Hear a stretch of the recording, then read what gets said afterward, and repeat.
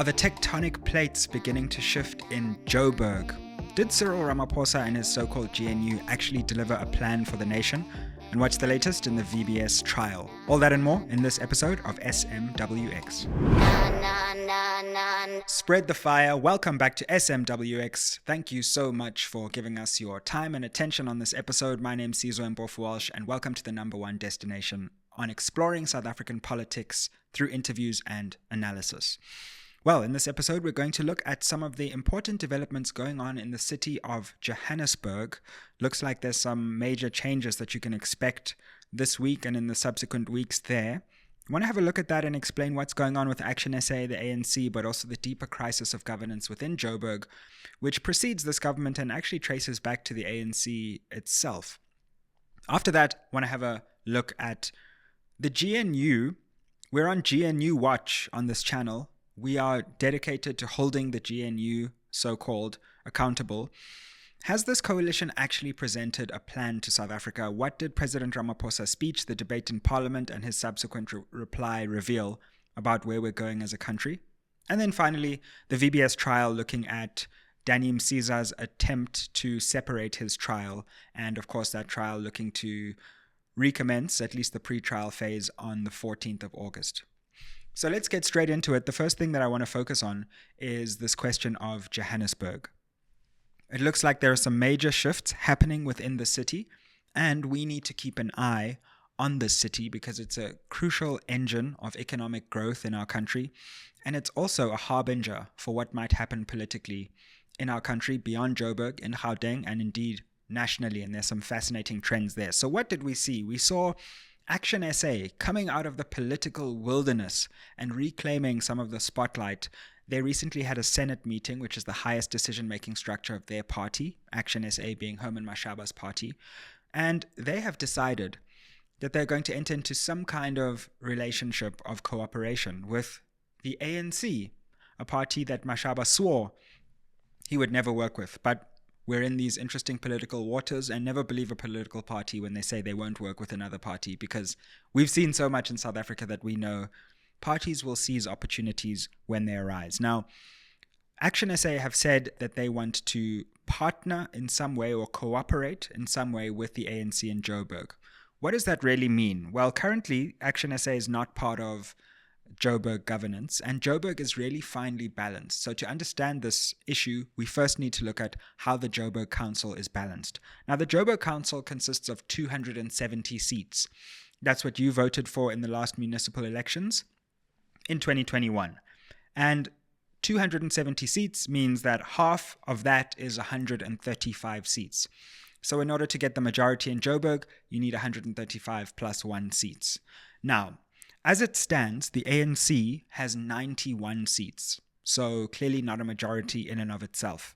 However, with ActionSA and their 44 seats, suddenly that cooperation or that unspoken alliance gets all the way up to 135 seats. So one shy of an exact half of the seats. So they would just need a small partner. If the EFF came on, they'd be very, very comfortable. But just one party or more to get over the line to be able to have the majority of seats to effectively dictate the direction of the Joburg Council. And that's why it's clear that ActionSA has sat back and thought, where is our leverage and how can we play a role, whether in local, provincial or municipal government, in such a way as we come back into the political spotlight, but we also try to send a message to the residents of Joburg that the city, which has been plagued by instability, can be restabilized through the intervention of ActionSA. What is ActionSA effectively proposing? It looks like what they're saying is we're not going to go into the executive. So we're not going to become the mayor, the deputy mayor, or the MMC for finance, anything like that. What they're saying is, ANC and maybe other partners, you can keep hold of the executive, but we'll do a deal where in the legislative arm, i.e. the speaker, ActionSA will then play a role. So ActionSA will be able to play the key oversight role. They'll be able to determine how the council holds the executive accountable, and they will be the speaker in Joburg. And in return for that, they will lend their votes to the ANC and any other multi-party coalition to restabilize Joburg. Now, of course, Joburg has been the butt of many political jokes recently because we seem to have a mayor every 2 weeks. We've got mayors from 1% parties. And there's a sense in which now with this new political moment, Joburg sticks out like a sore thumb and is probably going to realign along with national and provincial realignments. However, this realignment is slightly different to the one that many people would have expected, because there was talk when the ANC and the DA were trying to devise this coalition of theirs that they would actually pursue a coalition agreement that would go all the way down into the provincial and then the local sphere of government.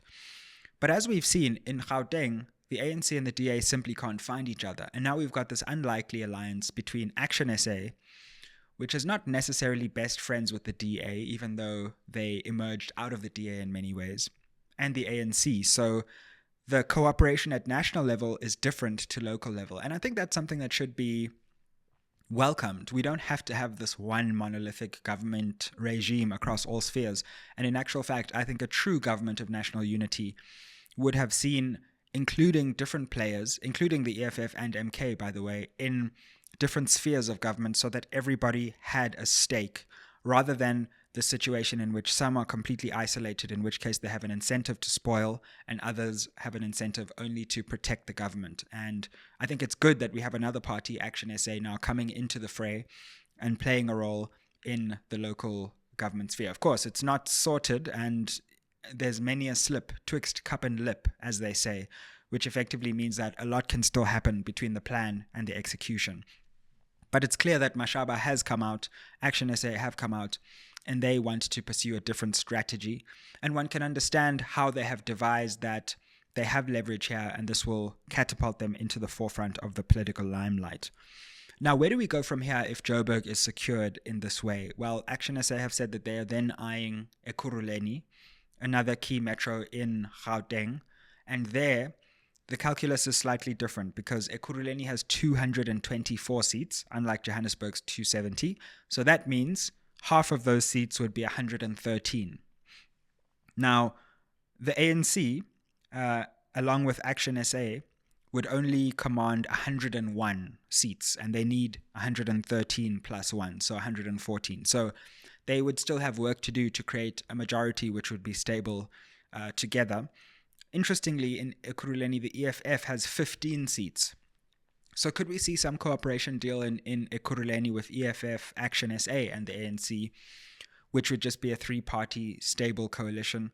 Because I don't see how creating these multi-party coalitions, which we've already seen in Ekurhuleni, would go any way to bolstering stability. So that's one to watch. And apparently, according to Mashaba, who did an interview on Morning Live with Sakina Kamwendo, shout out to Sakina and the Morning Live team, Mashaba was very clear that they want to pursue this again. So effectively say that ActionSA will take the speaker, and then probably the ANC will take the executive.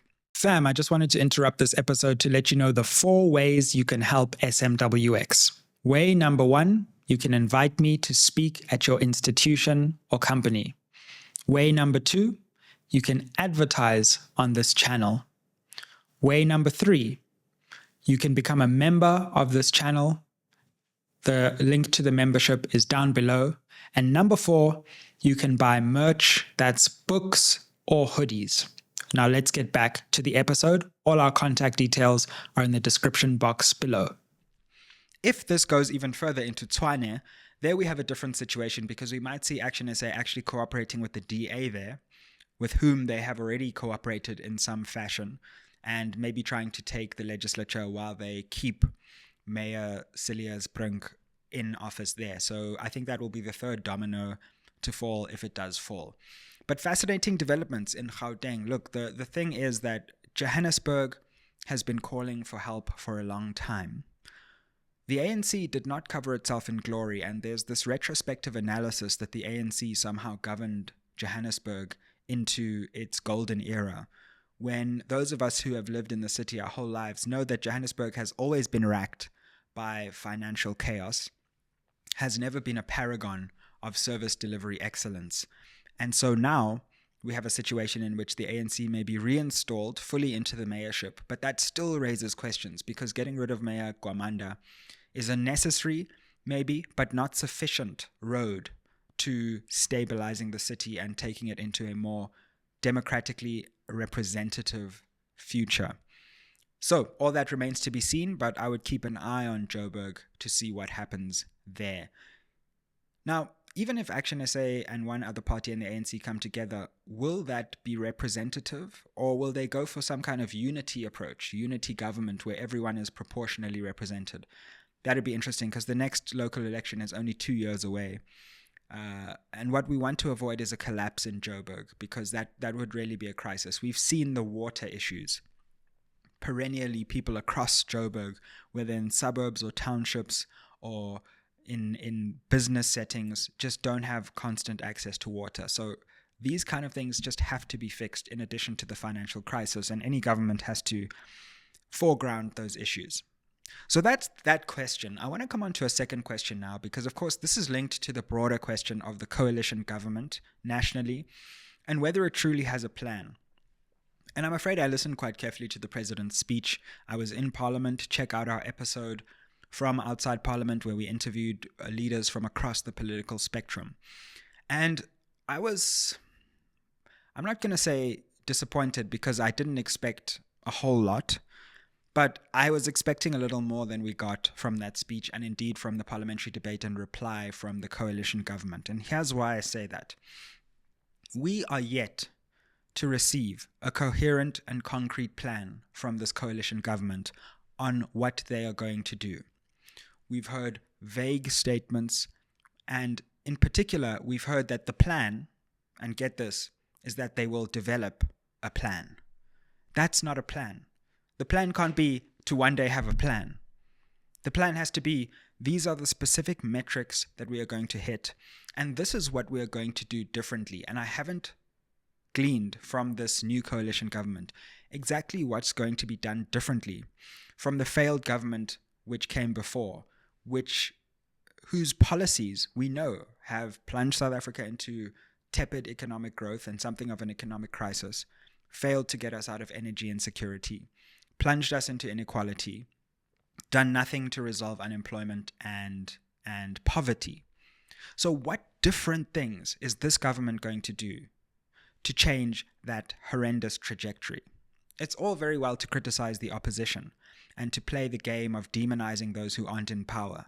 But the fact is, the more power you have, the more accountability you deserve. And I'm not sure that as South Africans, we are playing the role of accountability that we need to play on this government. What is their specific plan? Now, it was good to see President Ramaphosa saying that he's going to distill government's program down into 3 priorities. And those priorities were inclusive growth, it was poverty, and creating a capable and ethical state. And that's great because it shows a certain focus. But we've heard that before, so it's not different. What it is, it's a repackaging of the previous program. And while I was happy that there was this new 3-pronged focus, when I listened and I read more carefully, all that happened was under the 3 prongs, we then got all the old plans. So it actually ended up being like a 14-point plan again that was just repackaged under 3 themes. It's not clear to me that this government and this coalition has done the heavy lifting and the hard work of figuring out what the specific plan will be and what the new goals and the new things will be. What are the fresh ideas and the fresh policies? We're weeks and weeks into this coalition, and all we hear is reassurance that at some point there will be a concrete plan. Now, it's not clear to me whether the old plans are the plans. Is the National Development Plan the new plan? Is it not the plan? Are the kinds of policies that we saw from the ANC government going to be the plan, the previous government's plans? And in that case, what was the point of the coalition if we're just going to get ANC policies repeated and voters voted against those policies? And here's the most important thing for me. What we did not get from the speech or the replies was tangible goals. Okay, so we're going to have inclusive growth. Everyone agrees that growth and economic prosperity is a good thing, and that it should be inclusive and not just benefit the top 1%. But what does that mean? Is it 1%? Is it 2%? Is it 3%? What are the goals of this government? Because you can't just continue to give us these vague goals and then shift the goalposts every time something goes wrong. I want to know exactly what this government is aiming for so that I can know whether it has succeeded or not. And it seems like the coalition is being very tame in setting goals for itself. Is that because it's worried that it can't reach those goals? What does inclusive growth look like at the end of the term of this government? And what specific number would this government say would constitute a good growth number, a good poverty number, a good unemployment number? What are we aiming at? What are we aiming at in terms of infrastructure development? What are we aiming at in terms of the stabilization of municipalities? What are we aiming at in terms of reducing the cost of living? You can say all these terms and invoke all these slogans, but unless you have specific targets to which the nation can hold you accountable, what you're really doing is just playing a shell game where you throw around vague concepts, and every time you fail to meet a serious target, you just say, well, we didn't say we were going to get 3%. We just said inclusive growth in the air. By when and how much? That's what we need to know. And I'm quite surprised that we still haven't got that kind of detail from this government. It's very long overdue, and I hope that this government and President Ramaphosa will give South Africans more detail, because we really need to know that we're heading in some kind of constructive direction. Now, the final issue that I want to touch on, of course, is VBS, and we've seen the trial continuing. Remember, there are various people implicated in VBS. The state had a look at the evidence regarding VBS and what many have called the plunder of a bank of 2.2 billion in assets. And they had a look and said, these are the key accused who stole the resources or who fraudulently and in a corrupt manner took resources from VBS Bank, which ultimately adversely affected its shareholders, many of whom were some of the most vulnerable people in the country. And those people who are accused include ANC politicians, VBS Bank executives, and key members of the board as well. Now, in that trial, which we spoke about, and check out our interview and our analysis on VBS, which is an hour-long deep dive into the VBS saga. Fam, you asked for some SMWX merch, and we have delivered. I know you're always looking for ways to help support and grow this channel, so why don't you buy yourself an SMWX hoodie? Super comfy, super warm, and you can represent SMWX. You can check the link down below for how to buy your SMWX hoodie and help build and grow this channel so we can bring you more interviews, more analysis, and more educational insights. Now let's get back to it. In that trial, we are at what's called the pre-trial stage. And the pre-trial stage is where various preliminary matters have to be dealt with in order for the real trial to start, when witnesses get called, evidence is led, and then ultimately a verdict is reached. And in the pre-trial stage, a number of things can happen, one of which is that those who are accused, I think at the start there were 13 or something, can apply to have their trials separated from the others. So what does that mean? Let's say 5 people are tried for robbing a bank, right? One was the mastermind, the other one went in the bank and pulled the trigger, and the other one just kept guard over the car, right? The 3 different actors can apply for the separation of trials to the extent that they weren't all involved in the same kind of crimes, and the inquiry into their different forms of guilt might be different depending on the kinds of roles that they played. And they might be adversely affected by being guilty by association with some of the other crimes. So in some ways, it's a way to protect the rights of accused persons and also to focus a trial on the questions that matter. However, that always has to be balanced against efficiency, right? Because the NPA has finite resources, and you can't keep separating trials infinitely when they deal with the same matter. The purpose of explaining this to you is to say that Danny Msiza, who is a key ANC politician at the center of VBS, has applied to separate his trial recently, and that's the most recent development in the VBS trial. Now, why is that important? For 2 reasons. Because we don't necessarily have access to all the court papers in this, and sadly because I don't think this was covered live, and I wasn't able to find it on any of the major news channels. 2 things could be going on here. There could be an attempt by Mr. Msiza, and let me just explain his role in VBS. He was the provincial treasurer in the ANC in Limpopo. And remember, much of VBS's corruption happened in the Limpopo province and revolved around convincing metropolitan municipalities, not metros necessarily, but municipalities, to invest their money with VBS, even though that was against the law, because VBS wasn't the kind of bank that was allowed to get deposits from municipalities.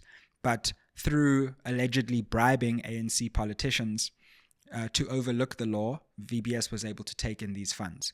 Now, Mr. Msiza is alleged to have been one of the key role players there at the center of ANC politics in Limpopo, because he was the treasurer, and the treasurer basically looks after the money of the party.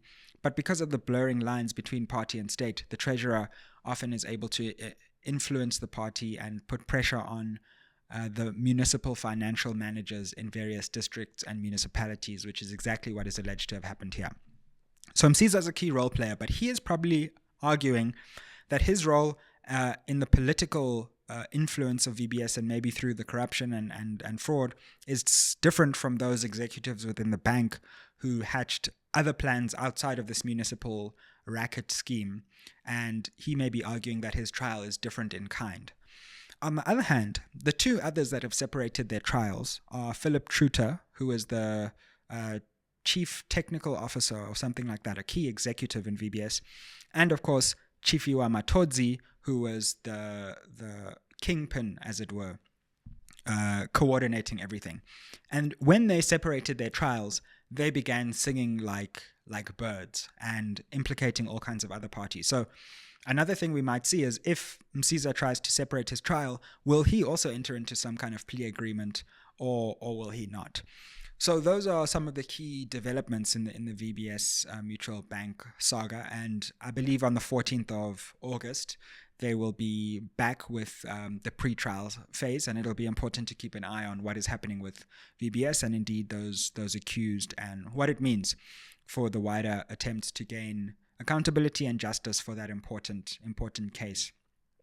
So we've had a look at what's going on in Joburg. We've had a look at the national picture and cast some doubt over the credibility of government's plan to fix South Africa and set us on a new and dynamic trajectory, and also had a look at what's been happening in VBS. I really appreciate you joining us on this channel. I know that your time is precious, and we really appreciate all the support that you give to us. Hit a like, because the like helps to show that you're enjoying the content. Hit a share it in your WhatsApp group, and show that you know what's going on in politics. Impress your parents. Share this with your parents and be like, hey, I'm following politics. What do you think about this?